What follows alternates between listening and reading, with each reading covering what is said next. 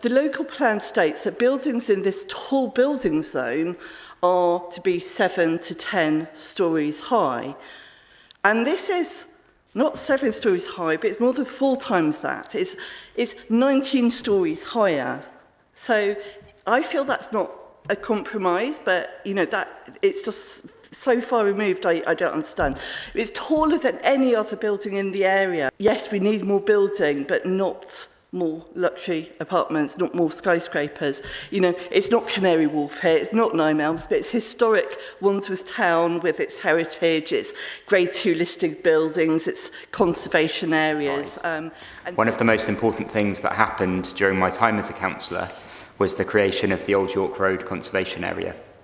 This came about as a direct result of the planning application for the Homebase Tower at the other end of Old York Road from this application. Residents at the time were extremely upset about the impact that tower would have on the historic area adjacent to this site. I tell you this because I want you to understand that protection from tall buildings was the absolutely critical reason for creating that conservation area. I'm concerned about the non-compliance with council policy as well. I'd like to read the very shocking paragraph 4.11 to you. It reads, the council and the GLA would assess the application as non-compliant with the location and plan-led requirements of Part B of London Plan Policy D9, as it fails to meet the full requirement of Local Plan LP4 in terms of proposed height range. This assessment would be in terms of visual impact, architectural quality, environmental impact and functional impact of the proposal. My question for you this evening to consider is, what is the point of having a local plan that says what the parameters should be if the council is going to disregard those parameters? The local plan modifications only came in 2023, and I cannot understand why the council is disapplying so much of it. That isn't almost an urban motorway there just outside, and it does feel pretty imprisoning for the development to have that road outside. Well, quite seriously, the only thing that makes me shut my eyes to the 29-storey block and all these other problems I've mentioned are the public housing provision. I just wanted to correct the point that unlike a lot of developments, they have actually got interest from housing providers. Interest is not the same as commitment, as we all know. I don't know what can be written in to avoid late application for a reduction in the public housing. Well, I mean, at one level, of course, the answer is nothing. I mean, if we pass this planning application tonight, there's nothing stopping the very same applicants coming back with a different mix, and that is always a possibility. But I didn't read about the significant financial deficit in the paper. Could we spread some light on that? That was a comment from Wandsworth Society. Anyone know anything about that? Yes.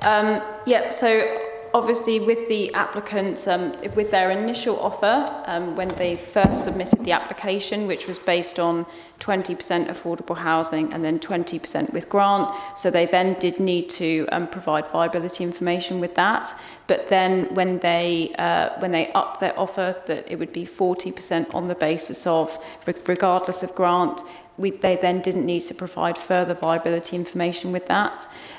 So essentially that means that there isn't a formally agreed viability position, but that's essentially the route that they're allowed to take when they go through the fast track route. So Councillor Ayres has got every reason to be very worried about this. Is that what you're saying? With hundreds of people on this site, a question around whether there is GP surgery capacity in the area would be pretty important. Do we just wait to see if the NHS respond?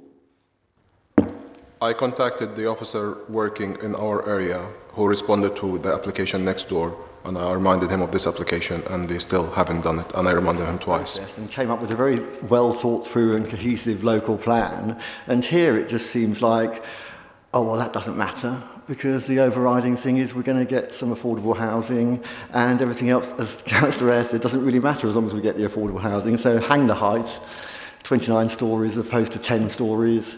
The lowest element of this development is 12 stories, the lowest element, let alone when the SPD talks about 4 to 10 stories.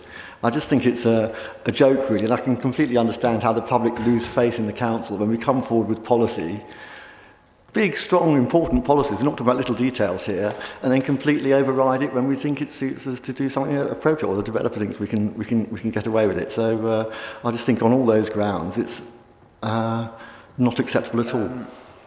Yeah, this application has been quite difficult for me because I didn't get elected to support a 29-storey tower.